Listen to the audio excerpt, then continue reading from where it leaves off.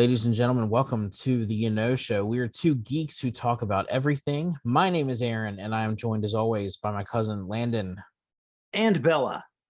and This Bella. is Bella. Hello, Bella's Bella. with me. If you can't see us, you're hearing, but I've got Bella nuzzled, and Aaron's got Crypto behind. Yeah, Crypto's up there just being the lazy cat dog that he is. That's good. It looks like the fall asleep. Godfather sitting there, like you're gonna warn me about today being the day of your daughter's wedding, and I come to you in friendship and don't even have the respect to call you Godfather. I thought that you would say something like, I suppose you want me to talk, and I would be like, no, Mr. Bond, I want you to die.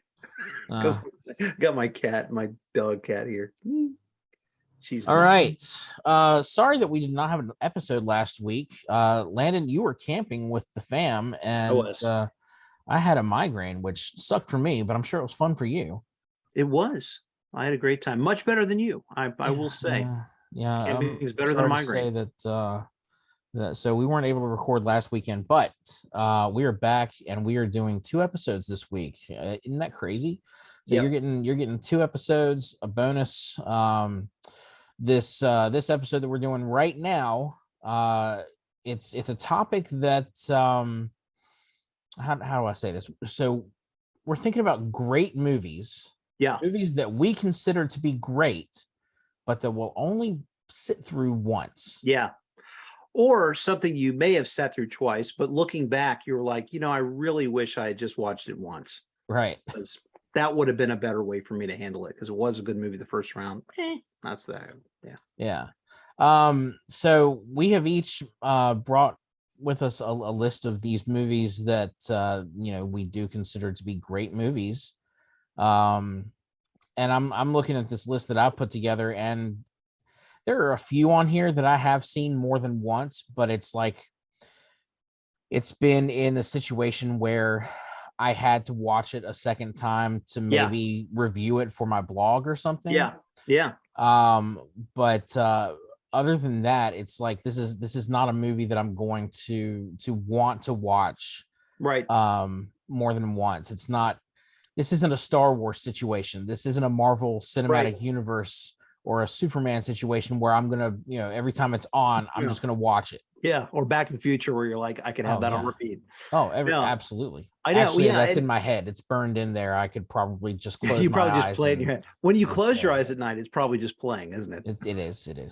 Though, I think as I was coming up with my list, and my list is somewhat short. We're talking under 10. For both of us here, but it's like some of them I felt kind of bad putting on the list that I don't want to see it again. But again, just to preface, some of this is just, it was so impactful. I don't want to cheapen the experience by watching it again, or something like that. So this again is by no means, talking about movies that are bad that we wouldn't watch again at all. This is about things that really are notably good movies or appreciated by many, or at least by us individually, that we go, probably just one will do it, Right. This isn't like sitting through Batman and Robin and being like, that was awful, I'm never watching that again. This is more like, oh, that was incredible, but for whatever reason, maybe it was disturbing. Right. Maybe the content was a little too much to handle, and it's like, all right, I'm glad I watched it, but okay, I don't necessarily feel the need to sit through that again. So you want to start with one, or do you want me to go? No, you go. You start. What you got? So my list is in no particular order. Oh, mine either. I didn't like list these as like these are the 10 best and here's number 1. No. So I really was sitting there thinking, all right, what are some movies that I loved the first time I saw them, but I really don't want to see it again. So the first one that came to mind is fairly recent. Joker, Joaquin Phoenix, brilliant movie. I really do love the way that movie the story was told. I love the way they handle mental illness throughout that movie. Joaquin Phoenix did a fantastic job in the role. Yeah, for sure. And I'm looking forward to the sequel. I will go see the sequel. I'm looking forward to see what Lady Gaga is Lady going to do Gaga, with Harley Quinn. she will be amazing. I think it's going to be great. There's no doubt. But it was a disturbing movie. Do you think, like, what would you say was the most disturbing about it for you? Um, Is it because you identified, like, not yourself, but I just mean like because you with his craziness. No, but I mean, but like you're so immersed in his world that it's just it's really hard on the heart. yeah. Yeah, I feel that. That it was so that, and having spent so much of my career working with individuals with mental illness, Oh, right. you know, that was difficult too. Now obviously, you know, I've never dealt with a situation where I've come across an Arthur Fleck kind of character in real life. You know, Right. I've never treated or worked closely with anyone who I would assume had his type of diagnoses. Right. Um, and if so, you know, obviously they are medicated and are doing okay. We're not dealing with a situation where you've got a madman who is killing people indiscriminately. Right. Um, Right. I don't and know. I think I could probably see it again because I'm not, I don't face the exposure that you do. And so sure. from a, I guess a layperson's perspective, or someone who's not exposed to that as much, I think I could see it again because it would help me to occasionally look back and appreciate just the struggles of mental illness. You know what I Yeah. mean? Well, like I said, I thought they did a great job portraying him, his mental illness, his mother, and what she went Yeah. through. Yeah. And especially for the time period that it takes place in, that late Right. 70s, early 80s. Right. You know, I mean, that's not to say that there isn't still something of a stigma with mental illness today, but we're Right. getting better. Yeah. You know, Yeah, it's pretty society bad back today then. is moving towards destigmatizing, you know, if you're bipolar or you've got Right. depression or anxiety, you know, figure out ways to deal with it. Right. Whereas, you know, back then it wasn't something that was talked about. Right. It was one of those dirty secrets we keep in the closet. Right. So I thought I really thought it was handled really well. Surprised with Todd Phillips, you know, directing. You know, this is a guy that comes off of the Hangover trilogy, and and here Quite a comes this difference. incredible take on this classic villain, this character that's been around for decades in comic books and in movies, TV shows, cartoons. I mean, this is the Joker. And Right. I remember when they first announced that they were making a Joker movie, I was like, why?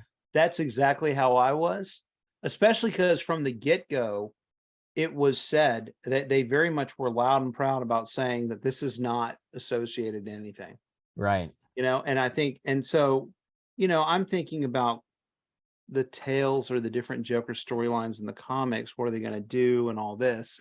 And then when it didn't turn out that way, if it hadn't been for the good writing and plot and Joaquin Phoenix being, I think there would have been, it would have been received very rough. I guess what I'm saying is I think anybody going into it would have been a bit skeptical. And they overcame that with a great performance and story and all that. So Sure. Sure. okay, Yeah, we'll give me keep one of this going yours. since we got a few. All right, so one for me is did you ever see the old Poseidon Adventure Oh yeah, with Gene Gene Hackman. Hackman? Yeah. So I watched that when I was a kid, and the new one's fine, but I Is say it new, though? it's like it's not, no, it's not fine. Except for watching Kurt Russell drown. That was hard because it was so like raw, but when Shelley Shelley Shelley Winters Winters. Yeah. when Shelley Winters died in that scene, I was young and I saw that, and it really messed me up. Really? When Gene Hackman going through the and then the wife, the mean wife, she dies, Mm-hmm. and then Gene Hackman at the end dies. It was just very. Oh, I mean, it hit me. I was young. I was probably my son's age, 10 or something like that when I watched it. I went through a phase of watching these kind of classic movies, Earthquake, all those. And oh my gosh. And I loved the movie. It was very impacting. But looking back, I'm like, no, no, seeing Shelley Winters die and all that was pretty rough, you know. Yeah. Yeah, I remember seeing that. I think that was one of those. It came on TBS like I don't know once a week, something like that. Yeah. And but I remember watching that as a kid too. And man, the first time I really watched it, like from start to finish, and you know, you're pulling for Gene Hackman's character. Yeah. He's this broken down Burnout preacher preacher. Yeah. Burnout preacher. and you know, really questioning his faith in a lot of ways. I think if I'm remembering it right, it's been Yeah. years since I've seen it. Yeah. And then of course, you know, there at the end he has to sacrifice himself so that the rest of the survivors in his you know, crew who were trying to escape this overturned ship, uh like he, if I remember right, he had to jump to like a valve, right? He had to jump to a valve that was He's over trying to turn fire it. Yeah. to turn it so that they could get out. And there was Yeah. no way for him to get back to where they were No. Yeah. from where, He yeah. had to fall into the fire to And die. so as he's doing that, he's arguing with God, isn't he? Yeah. Yeah. Yeah. He is. He's like, you need another sacrifice, you know, and of course it's disrespectful, but at the same Sure. time, it's trauma, you know, the Yeah. situation. Yeah. I mean, in a lot of that, there's quite a few deaths, you know, that happened, but, and there were some notable, lovable characters in it as well. But I think the Shelley Winters thing got me because she, she's kind of bigger, right? And so she's swimming in a you know, to get through. And she was so confident about her being able to swim because she used to be a swimmer, get hold her Right. breath. And she did it. She did it.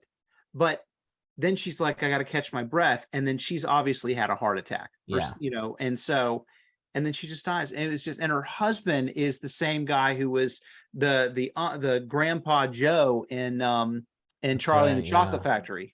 And or It's Willy so Wonka. heartbreaking for him. Oh my God. Yeah. It was so, oh man, that got me.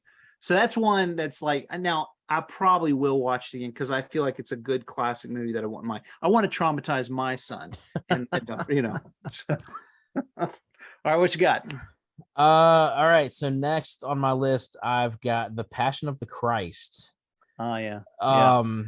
Now I've got a friend. I was talking about this list with a friend of mine the other day, and she was like, in describing this movie, um, she said that, you know, yeah, it's hard to watch, but it's one that like she feels like it's important for us to like as Christians to see and be reminded of what Jesus went through, you know, on the way to the cross and then on the cross.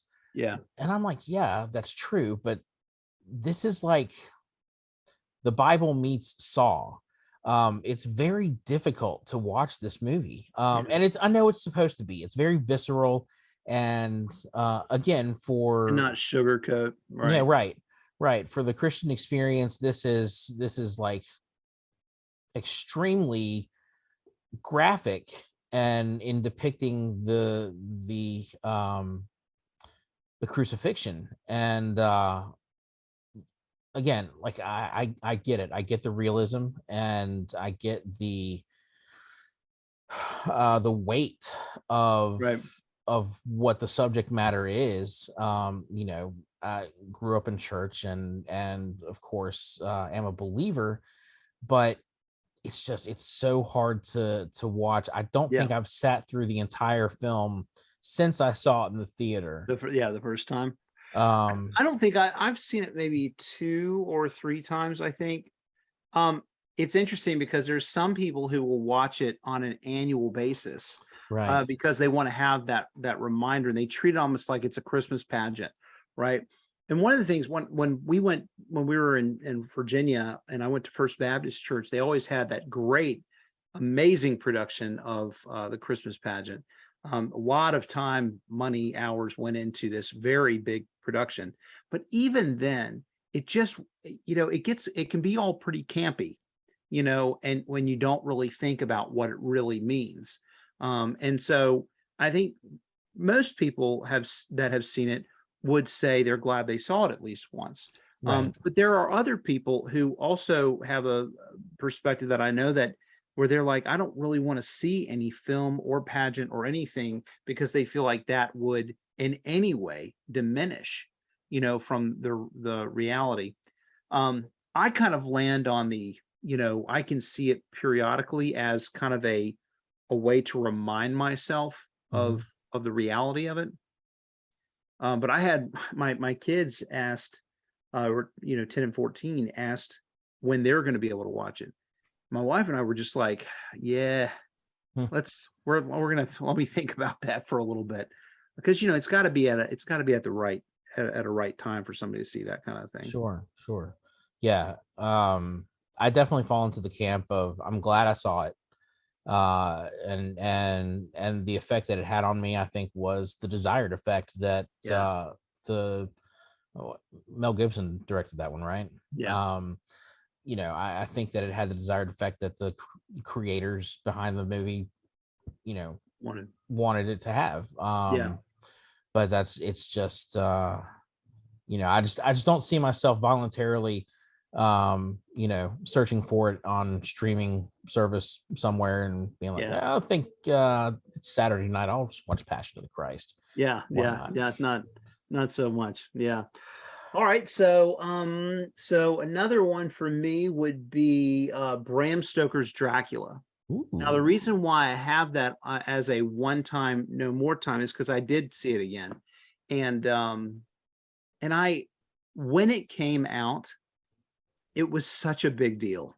It was such a big deal to see Gary Oldman doing that, and I mean, it was such a big deal. And so I remember at Halloween, there were just everything was about Dracula, and Bram Stoker's Dracula. Anthony Hopkins is in it. Yeah, kind of Keanu Reeves, I mean, but when I watched it again later, I was like, oh, it's really, other than Gary Oldman and Anthony Hopkins, it's really pretty bad. It's just not that good of a movie, my opinion.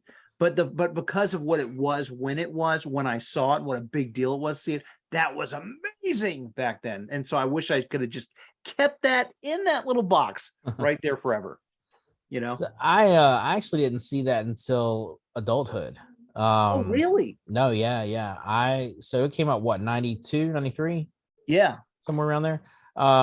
No, so several years ago, this may have been while I was living in North Carolina, back in the late 2000s, early 2010, somewhere around there. I read Dracula, that the Oh, yeah. actual like Yeah. The actual novel. book. Yeah. Um, which was interesting. I wasn't expecting it to be, Like in journal form. yeah, an Yeah.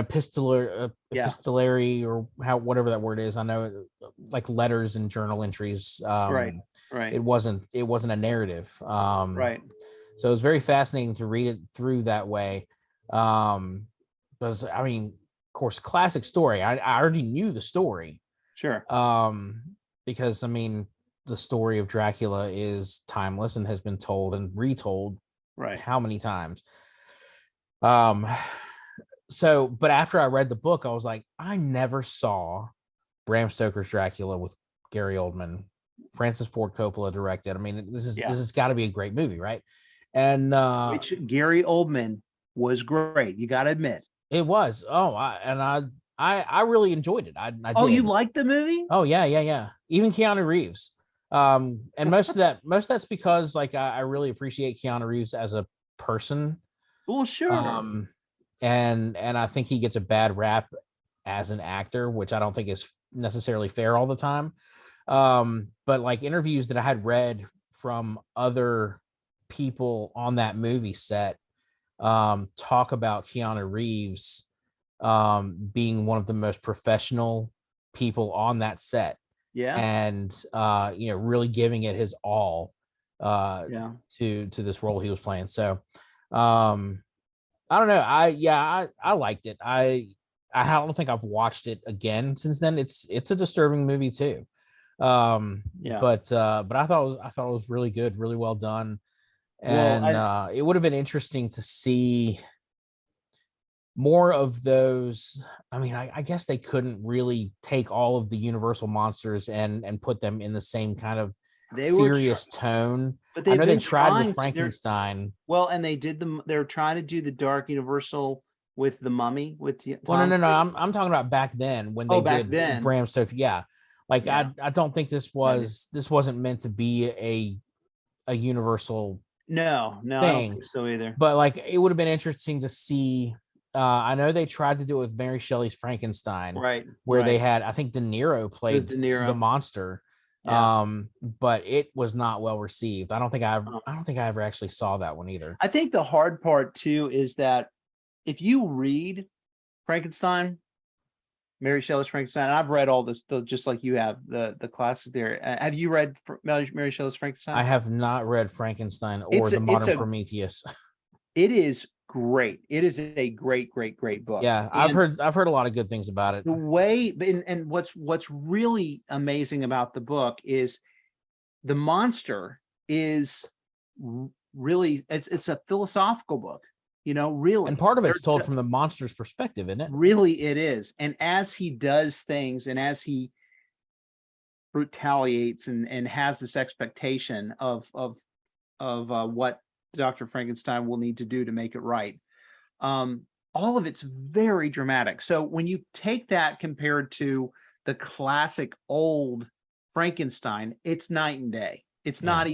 not even close to the same. And the Robert De Niro was true to it. The problem is the public didn't really know much enough to appreciate it. So, that's just kind of how it is. Yeah. All right, what you got? What's your next one? Next, I've got 12 Years a Slave. I have not seen it. Oh my gosh. It I've been is told I need to, but I've got to be in a mood. it is so good. It is so good. And it is so I'm gonna say this from the perspective of, a white dude in the 21st century who obviously comes from a place of white privilege and not growing up with an understanding of what, yeah, I mean, yes, obviously historically knowing that slavery was a part of US history, but not really grasping what that meant to. So you're saying it was sobering? It was like a Oh my sobering. gosh, yes. And it has a stacked cast. And I have such, I don't know how, like, so I know Benedict Cumberbatch is in it, Michael Fassbender is in it, and they both play slave owners. And I cannot comprehend how, especially Fassbender, play his role is so despicable. Oh, really? I mean, it reaches Leonardo DiCaprio and Django Unchained levels of hatred and prejudice. Really? It is, oh my gosh. And it is, Lupita Nyong'o absolutely deserved her Academy Award. I can't remember if Chiwetel Ejiofor won. I know he was nominated for his role as the main character. Of course, based on actual events. Oh, it's based on actual events? Yeah. So I oh, really man. need to see it. It's been on my list for a long time, but I just haven't. Just like that, All Quiet on the Western Front is on my list too. I can't remember his name. Solomon something. I can't. Grundy. No, not Solomon Grundy. Or maybe Solomon was his last name. I can't remember. But is he a doctor? He's an educated man living in the North. And he is grabbed by a couple of con artists who drug him and beat him and sell him back to the South. Oh no. And he's treated as if he had been a runaway slave who ran away to the North and was returned to slavery. But he was born, I'm pretty sure he had been a free man his entire life. He did not escape slavery, if I'm remembering right. But like I said, this is a movie I'm only going to watch once, so my memory is hazy on the exact story. But it's based. So he spends 12 years as a slave in the South, and he goes from one slave owner to another, and eventually he is able to get back to his family in the North, and he wrote a book about his experiences. And this So this is story. based on the book that he wrote. And what's crazy is, if I'm remembering right, no one really knows what happened to him after the book, after he Oh, wrote really? the book. Yeah. No one knows, like it's kind of lost to history what happened to him in his later days. And there is some speculation that he may have in fact been recaptured and taken back to the South. Oh, I hope not. You'd like to hope that he's just like, you know what? People are going to come after me. I'm going to like disappear. I'm just gonna go to Canada for a little while. Canadians are always nice. All right. Let's see. Next, so we'll just kind of go on that thread there. So Schindler's List is one for me. That's on So my list too, man. oh, is it? Yeah. And gosh, I'm so glad I saw it. I'm so glad that the schools showed it when we were growing up. I just really I needed to see it. Yeah. I needed to see that movie to understand and appreciate. And I've got to have my kids see it. So I'm gonna have to see it again. I just don't really want to. But when you think about how a human being can be reduced to something, and one person or faction or group can think that they are superior, and I just in the way, it's just the shows the evil of man. I'm assuming, and 12 Years a Slave similarly to that, but I'm just, oh gosh, it's just super heavy. Super glad it was in black and white. I'm glad Yeah, that I was a think really that, great choice on Spielberg's part. yeah, it makes it so that it is not it's not a film to me. It's a documentary to me. It's an education to me. It's more than just a movie, and yeah, so That is one I've seen more than once. I wound up watching it again. So of course I watched it as a teenager. I don't think I watched it in the theater. I don't think I saw it in the theater, but I remember NBC showed it in its entirety without commercials, as like a special presentation. Like it was uncut, unedited, uncensored.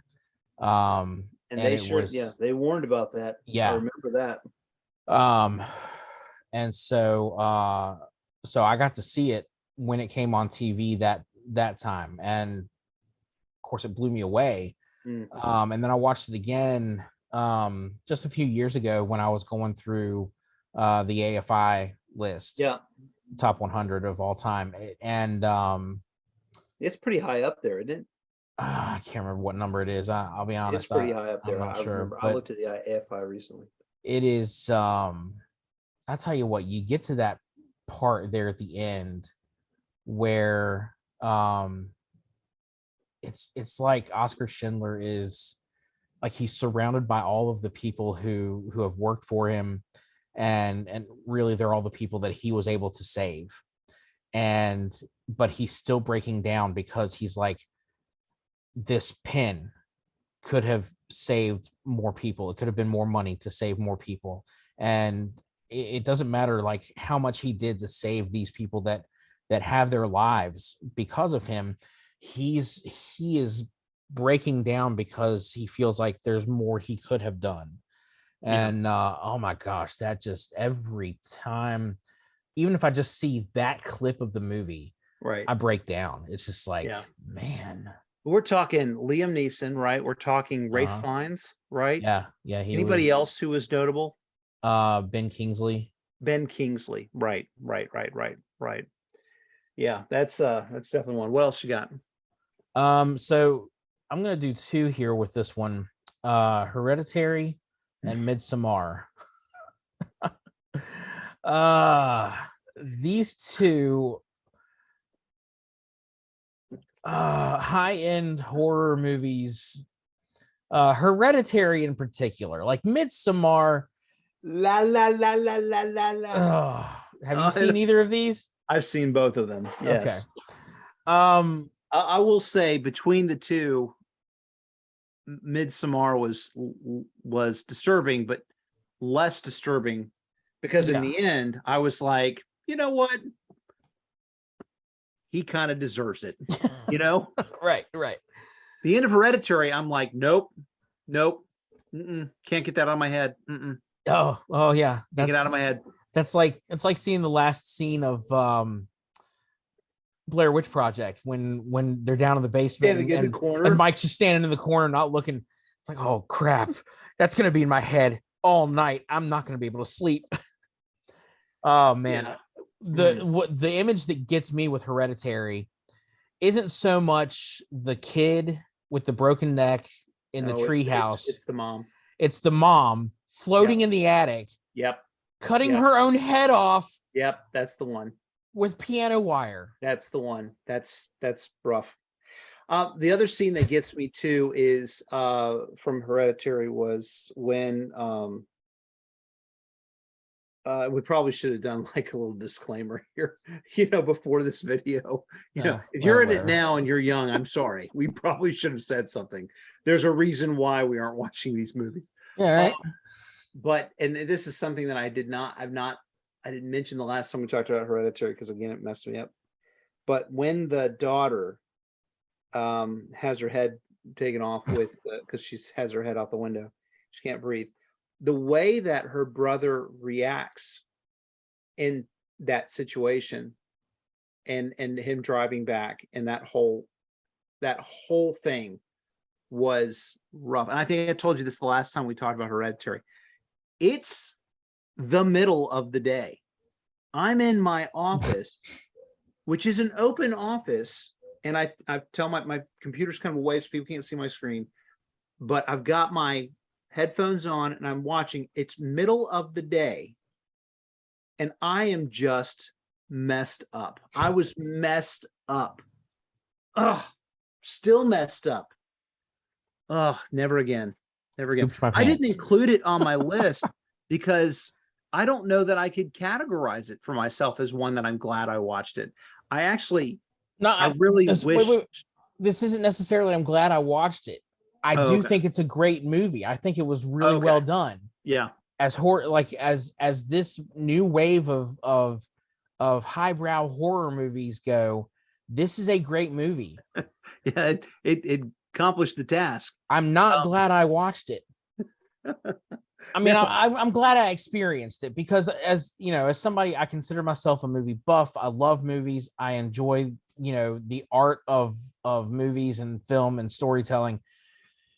But this is like the Human Centipede kind of a thing, though. It's like, now see, that's one I haven't gone to yet, and I don't think I ever will. Just because I've seen the imagery that goes with Human Centipede, and the fact that there are 3 of those movies. No, thanks. I'm okay. No, thank you. Like I haven't seen Hostel either, and I'm not going to go there. Oh, Hostel. Yeah, I saw that. Hostel was, those movies were just so. It's like they were trying to be extra raw. Right. Okay. So let's go to a lighter tone. Please. The Notebook. The Notebook was a movie that I really enjoyed, and I watched it with my wife and I and 2 friends watched it, and I cried like a baby. I cried like a baby, like that kind of crying, like ugly cried. Ugly cry. I ugly cried. Yeah. And I think I really enjoyed the movie and I appreciated the movie. I watched it when I was younger in my marriage. And so it was good. It was good for me to watch that for as a younger married person. That being said, I don't want to watch it again because I won't have that same feeling. You know, I won't. I mean, it'll still be moving. It'll still be good to see it, but But the if emotion won't be as raw. yeah, it won't be as raw. And I when I get something like that, sometimes it's like sometimes we'll go and have an experience, and I don't want to bring out the camera and I don't want to bring out the video and take videos of things because it won't ever be what it was in that moment, you know, and I want to have it to stay in my memory, right? So similarly, it's just kind of like with this, I just want to, you know, just let it be there until I forget it, which will be appropriate to the movie. So, you know. Yeah, you know, The Notebook, I gotta say, it didn't really do it for me, man. I know I don't have a soul. Cultured swine. Although I wept like a baby with A Walk to Remember. I thought you were going to say Land Before Time. No, Walk to Remember got me. And it wasn't when Mandy Moore died. It was when What? Just kidding. oh, sorry, spoilers. No, it wasn't then. It was when Landon is the name of the main character, the dude. He goes and goes to his estranged father who has paid for hospice care for Jamie. And he goes and to thank him, and all he can do is break down and fall into his dad's arms and hug, and he weeps on his shoulder, and I'm done. Anytime like I anytime there's a movie or even a TV show where there's a father-son storyline that is that touching, I'm gonna lose it every time. I cry at the end of Field of Dreams every single time, because then it's, you know, you realize, hey, this movie isn't about baseball at all.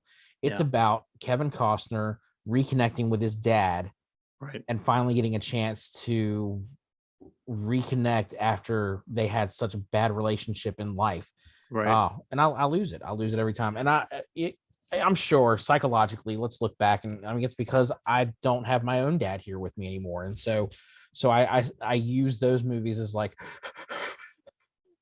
but that is what movies can do to us, right? I mean, that's, some of these things can be very provocative to your feelings, therapeutic, but you know, I mean, yeah, I can see it, how it can be a tool of grief. absolutely. Okay, so you're up, right? Because I did. Yeah, what you got? Okay, this one is a tearjerker as well. And you talk about ugly crying at the Notebook. Have you ever seen Hachi, A Dog's Tale? No. Oh, son. Richard Gere, Joan Allen, and the most adorable dog you could think of. And it's based on actual events. Hachi?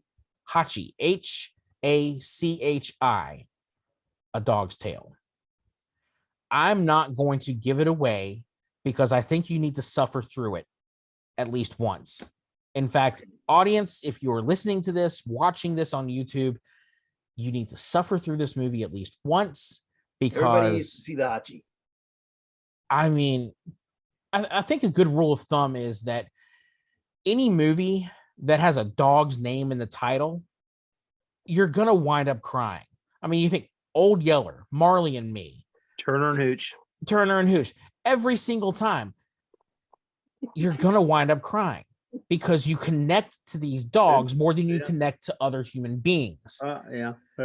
And this, I tell you what, you don't cry because something happens to Hachi. I'll tell you that. Oh, it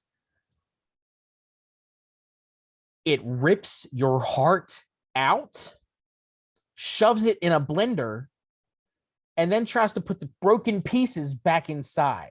Back to the effect of watching Midsummer and Hereditary does on a person. That was a little more literal with those movies. Though. All right. Let's talk about another one. So I think I'd probably throw in there, and this will probably be different for a lot of people. Some people will be surprised at this one. because I know a lot of people watch it over and over again, but Saving Private Ryan. Ooh, good Um, one. and it's a great movie. I'm really glad I watched it. I really enjoyed it. The reason why I have trouble watching it is because there's a scene in the movie that really bothers me. That bothered me a lot. And I guess I don't want to see that scene again. And it's not when the sniper, gets blown out. It's not, which is very most people, get really affected by. It's when the reporter guy stands by and the other Doesn't do guy, a thing. He's too scared to he's move. too scared to do anything, and the other guy slow kills him with the dagger because there's in a Yeah. struggle, and the dagger goes and he's like shh, and he it just it arrests me. Yeah. It just mm, Yeah. oh, Yeah. That is I think I remember when it came out, you had a lot of like World War II veterans talking about it as and saying that it was the most accurate depiction depiction, right? of what the war was. Oh my gosh, yeah, it's such a great movie. I mean, It's a great movie. um So great. And then just, of course, all of this and all of the loss and of the one guy, but it wasn't just also after the one guy. Saving Private Ryan wasn't just about Saving Private Ryan. It was also about winning. It was about going and doing the right thing. It was about, more than just trying to save some kid that they got orders for. yeah, and started a long tradition of Hollywood making movies about saving Matt Damon from difficult situations. I mean, seriously, you got Saving Private Ryan, you got Interstellar, The Martian. I mean, what else has he done to getting lost out there and having to be retrieved? Well, until he started saving himself. Well, yeah, I guess you got the Bourne movies for that. Good Will Hunting, he talks his way out of it. All right, what you got? Next, I've got 7 on my list. 7 more? No. The movie okay. 7. Oh, 7. Oh, gotcha. 7. Brad Pitt, Morgan Freeman, Yeah, I Kevin can see Spacey. that. I you know what? I think I'll agree with that. It didn't come to mind, but I don't think I want to see that again, but I'm glad I saw it. Yeah, really good movie, really well done. David Lynch, right? Directed it. Oh, was it? The ending. I think. Yeah, oh my gosh. What's in the box? What's in the box? No, Oh man. Yeah, that was a very difficult movie to get through. But very well done. And man, the insane brilliance of John Doe. And his whole thing. I mean, it was you just, couldn't have Saw without having 7. oh gosh, no. Because that pioneered such an elaborate thought process. Yeah. Oh yeah. I mean, obviously, probably real serial killers pioneered, unfortunately. But man, and then Kevin Spacey, just that, and that scene coming in. Oh man, you're right. Gluttony. Ugh. Yeah. Okay, so I guess another one for me would be Chinatown. Ooh. I didn't think about that one, but yeah. Loved it the first time I saw it. Don't want to see it again. Yeah. Don't need that. That one, yeah. A little switchblade up the nose. That one is I tell you what, that's got some twists to it. Yeah, it was good though. I remember the first time I saw the only time I've seen it. The only time I saw it, a lot of that did not see that coming. No. But what a great ending though. Come on, Jake. Faye Dunaway, It's Roman Chinatown. Polanski, Jack Nicholson. Isn't that right? Wasn't it Faye Dunaway? Right? Yeah. Roman Polanski before he skipped down, Peace out, Roman. Yeah. You weirdo. What you got? Okay, another Kevin Spacey. The Usual Suspects. Oh, I could see that over and over and over again. Why don't you want to see it? Really? I Because love once it. you see it, you can't unsee it. Yes, that's I exactly why. know. I That know. so The Usual Guys, that's Suspects so sad. is it's in my personal top 100 movies of all time. Oh, I yeah. love it. I think it's a great movie, but once you know the twist that comes Yeah. at the end, it's like, what? I It's know. it's so I have seen it multiple times, and I enjoyed seeing it the second and maybe third time I watched it, just because I was able to go in and And pick see how, apart all of yeah. the things that No, once you get that reveal. I'm not sure if we want to spoil that here no, because let's not spoil it. No. But once you get that reveal at the end, it's like you want to go back and see, like, is it obvious what we find out at the end? Is that obvious throughout the No, it was movie? just genius writing and directing. It really is. I think another one that's like that would be like Sixth Sense, right? Because Yeah. in the same way, if you were one of those, as I was, who was very surprised when we found out, which we won't spoil that. I had to go back and see it again, but you're right. Once you pass through that door, you can't go back. No, yeah. And the I crescendo builds up to it, so. I'm envious of people. There are tons of YouTube channels with people who react to movies like they're seeing these movies for the very first time. Yeah. And I'm envious of anybody who goes back and is watching, one of these type movies with, this insane twist at the end. And I'm like, they're going into it blind. They have no idea what's happening. Idea. And you just want to watch it the whole time. Man, what it must be like to be the first time to see this again. Do you have any of those that you've seen that you recommend, like good reaction videos of certain movies and stuff?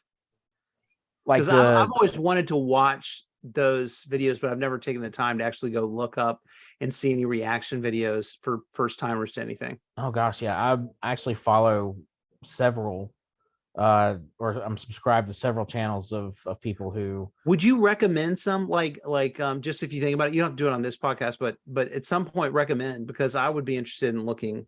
Yeah, absolutely. Okay, so let's go now to my turn, right? Yeah. Apocalypse Now. So glad I saw it. Marlon Brando. Wow. Martin Sheen. Wow. I don't like Brando. Raw. I've never liked Marlon Brando. I'll be honest. Do you feel like he's overrated? I do. I'm not going to say he's a bad actor. I think he's a great actor. But I think he's one of those people who believed his press a little too much. Yeah. I think that he was incredibly conceited. Was incredibly, everything I've heard about him is that he was difficult to work with. Yeah. And I think it was because of his ego. Right. I do know on the set of Superman, when he played Jor-El, he refused to learn his lines. So they had to put his speech, the monologue he gives when they're putting baby Kal-El in the space capsule or whatever, his lines are written on the baby's diaper. He's looking down at the baby, reading his speech. He did not memorize his lines. I think that's lazy. And so why are we considering this guy the greatest actor of his generation when he refused to do the simplest thing an actor is supposed to do? That's fair. But Apocalypse Now, great movie, really is. But have you seen Heart of Darkness or Hearts of Darkness? I think I've seen that. It's the documentary that's like the behind the scenes of the making of Apocalypse Now. Yeah.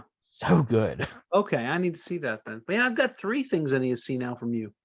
You're welcome. Well, I don't know. If Hachi's gonna like put my heart in a blender, I don't know that I'm not gonna thank you yet. So all right. So what else you got? I've got one more. Okay. And it is The Exorcist. I could watch The Exorcist again. Oh, I mean, it's something else. it is something else. Let me tell you. Great movie. Like it's so well done. Um, and it's so funny. Like I feel like the first time I've seen it twice. I've Yeah. actually seen it twice. The first time I watched it, I think it was just um maybe a rebellious thing because Yeah. I don't think I was allowed to watch it when I watched it. We're And the same. and Because so I that's how I did. watched it when I was like a teenager. Yeah. And so it was like, I'm just watching this because I know it's bad and I'm not supposed to. And like it scarred me. Like I was scarred after it was over. But then I watched it again as an adult and I'm watching it. I'm seeing the story of what's the younger priest's name? All right. I know I the know you're older one saying. is Father Right. Merrick. Right. But watching the story of the younger priest and him dealing with his crisis of faith Yeah. and the grief of losing his mother and then battling this demon who has taken over this small child is just like, oh my gosh. And then of course the choice in the end, I mean, just sacrificing himself to sacrifice save the himself. girl. Yeah. Yeah. It's It's very it's so moving. good. But I hear you why you or many people, and I think they're doing a remake. They are. It's one of those And of things course I'll where see I'm it. like, I mean, yeah, and I'll see it too. I'm not, I'm, I don't know. The first one, I really just want them to do the same movie over, and not change anything, right? Update the technology, but don't change it, you know? All right. So my last one is Pulp Fiction. So Ooh, I know there's a lot really? of people who like to watch that over and over again, but for me, it kind of had the vibe of that movie, and this is probably true for many Tarantino films for me. I even Kill Bill. I really one time I get in the mood. I got the music, the feel, the different storylines, the snarky, intelligent comments, you know, and then I'm good. Reservoir Dogs, same thing. One time, Yeah. just good. I would put Glad I Reservoir saw it. Dogs in that category. Yeah. Pulp Fiction I'm a little better with. Um Because there are some funny lines in it. I mean, it's yeah. Yeah. Gosh. And that like I remember I don't think I saw Pulp Fiction until years after it came out. yeah. Because I After all just the like fanfare and fandom and excitement about it, well, I didn't really get into Tarantino until probably after Kill Bill came out. And then I was like, Kill Bill's really good. I think I'll go back and see some of his earlier stuff. I didn't really care for Reservoir Dogs, but Pulp Fiction I thought was good. I've never seen Jackie Brown. I have, but I watched it when I was blitzing through movies doing those corners. So you remember because I was a Blockbuster Gold member. That's Because right. I was That's right. so listener, I had this job with my parents' company where I would fold cardboard corners that would go on the ends of frames.